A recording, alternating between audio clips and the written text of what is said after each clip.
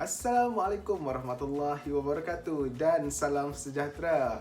Apa khabar murid-murid semua? Semua sihat? Alhamdulillah. Baik, berjumpa kita lagi dalam kelas pada hari ini. Sebelum kita meneruskan topik pembelajaran kita, saya nak murid-murid tonton dahulu video yang saya paparkan ini.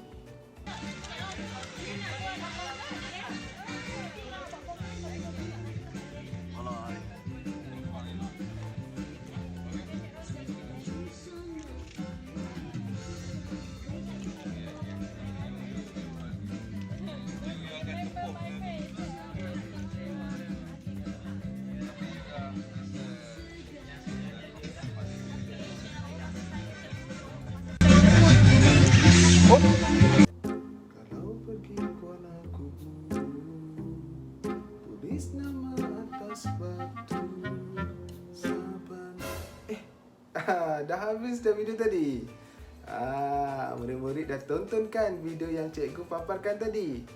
Jadi sekarang cikgu nak murid-murid cuba fikir apa sebenarnya yang terkandung dalam video tadi.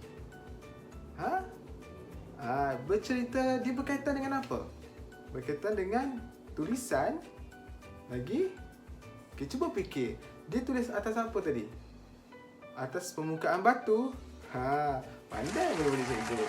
Jadi sebenarnya ini mempunyai kaitan dengan topik pembelajaran kita pada hari ini, iaitu 3.2 persuratan. Sekarang kita berada di bab 3, iaitu Sosial Budaya Masyarakat Kerajaan Alam Melayu. Sebelum ini, kita sudah belajar di 3.1, iaitu Bahasa dan Tulisan, di mana hari ini kita akan meneruskan subtopik pembelajaran kita, iaitu 3.2 Persuratan.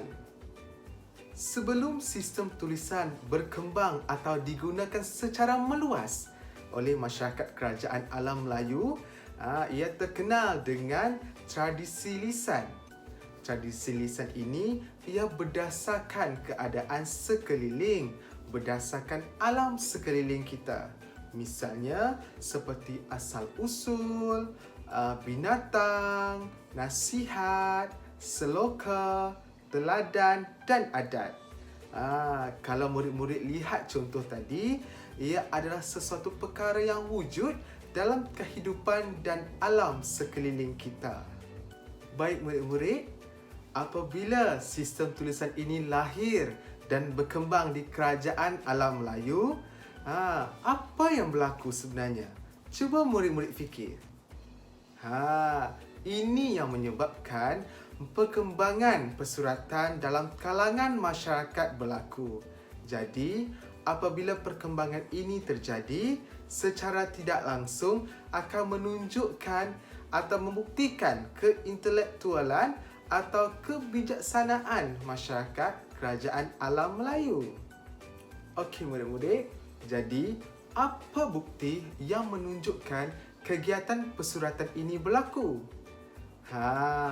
Melalui penemuan batu bersurat di kerajaan alam Melayu.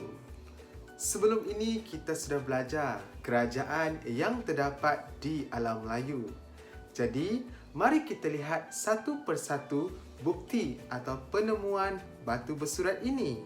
Baik, pertama sekali kita lihat pada kerajaan Funan. Kegiatan persuratan masyarakat kerajaan Funan dibuktikan dengan penemuan batu bersurat terawal di kerajaan alam Melayu, iaitu bertarikh pada abad kedua. Seterusnya, kita lihat pula kerajaan Champa, di mana kegiatan persuratan masyarakat kerajaan Champa ini dapat dibuktikan dengan penemuan batu bersurat yang tertua, iaitu di Kautara, yang bertarikh 192 Masihi. Di Champa juga turut ditemukan sebanyak 206 buah batu bersurat yang lain. Untuk pengetahuan murid-murid sekalian, terdapat juga bukti persuratan Champa dalam bentuk manuskrip iaitu sejak abad ke-13 lagi. Misalnya, karya sastra yang termasyhur ialah Akayat Indrapatra dan Akayat Deva Mano. Oleh itu, di Kerajaan Champa, bukti persuratan bukan sahaja berbentuk batu bersurat, malah ada juga berbentuk manuskrip. Seterusnya, kita lihat Kerajaan Srivijaya. Kegiatan persuratan masyarakat Kerajaan Srivijaya dibuktikan dengan penemuan beberapa batu bersurat, iaitu batu bersurat Karang Berahi dan batu bersurat Palas Pasemah. Penemuan batu bersurat ini bertarikh pada abad ke-7. Murid-murid nak tahu tak apa yang terkandung dalam persuratan ni? Ia menceritakan tentang pengukuhan kerajaan, terutama sikap taat setia kepada raja. Seterusnya, kita lihat pula Kerajaan Angkor. Kegiatan persuratan masyarakat Kerajaan Angkor dibuktikan dengan penemuan batu bersurat Seduk Kok Tom di barat laut Kemboja. Batu bersurat ini pula ia menceritakan tentang pemerintahan Jayavarman II. Di Kerajaan Angkor juga turut terdapat inskripsi. Apa itu inskripsi ya murid-murid? Inskripsi adalah sesuatu kata, ungkapan, lambang dan sebagainya yang ditulis atau diukir pada sesuatu permukaan. Jadi, inskripsi Kerajaan Angkor ini terdapat di dinding-dinding candi yang turut menggambarkan dalam aspek keagamaan dan pemerintahan. Seterusnya, kita lihat Kerajaan Majapahit. Kegiatan persuratan masyarakat Kerajaan Majapahit dibuktikan dengan penemuan batu bersurat Trowulan yang bertarikh 1358 yang telah ditulis dalam bahasa Jawa kuno dan bertulisan Kawi. Selain itu juga, di Kerajaan Majapahit turut sama ditemukan bukti persuratan dalam bentuk manuskrip, iaitu karya sejarah yang termasyhur ialah Nagara Kertagama yang dikarang oleh Prapanca pada tahun 1365. Karya lain yang terkenal juga ialah Pararaton dan Tantu Panggelaran. Seterusnya, kita lihat bukti persuratan yang terdapat di Kerajaan Kedah Tua. Kegiatan persuratan masyarakat Kerajaan Kedah Tua dibuktikan dengan penemuan batu bersurat. Antaranya termasuklah penemuan di Bukit Kores dan Bukit Meriam yang bertarikh pada abad ke-5.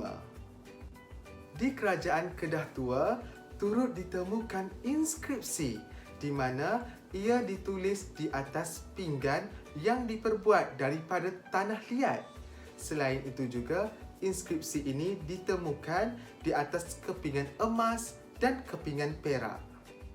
Murid-murid nak tahu tak inskripsi ini ditulis tentang apa? Berkaitan apa? Kalau murid-murid nak tahu, sebahagian besar inskripsi ini adalah berkaitan tentang doa dan amalan yang dilakukan dalam agama Buddha. Baik murid-murid, persuratan Kerajaan Alam Melayu telah mendapat pengaruh epik dan sastra India yang terkenal seperti Ramayana, Mahabharata, Purana dan Jataka. Untuk pengetahuan murid, karya ini telah disadur ke dalam bahasa tempatan di alam Melayu. Namun, setelah tersebarnya Islam di alam Melayu, sastra Islam yang berbentuk seperti syair, gurindam, cerita hikayat dan nazam mula mempengaruhi persuratan Melayu. Misalnya, kisah kehidupan para nabi seperti Nabi Sulaiman dan Nabi Muhammad SAW ditulis dalam bahasa Melayu. Terdapat 4 kisah Nabi yang terkenal adalah seperti hikayat Nabi bercukur, hikayat Nabi Yusuf, hikayat bulan berbelah dan hikayat Nabi wafat. Baik murid-murid, bagi karya epik pula banyak mengisahkan tentang pejuang pahlawan Islam yang turut diterjemahkan di dalam bahasa Melayu, iaitu seperti hikayat Amir Hamzah, hikayat Iskandar Zulkarnain dan hikayat Muhammad Ali Hanafiah. Justru itu, di dalam topik ini, murid dapat mengetahui pesuratan yang terdapat dalam kerajaan alam Melayu. Pesuratan yang terdapat di batu bersurat atau di inskripsi bukan hanya ditulis atau diukir semata-mata, malah terdapat kisah atau kandungan tertentu seperti keagamaan dan pemerintah. Jadi, setakat ini sahaja pembelajaran kita pada hari ini. Kita akan berjumpa dalam kelas berikutnya. Bye murid-murid!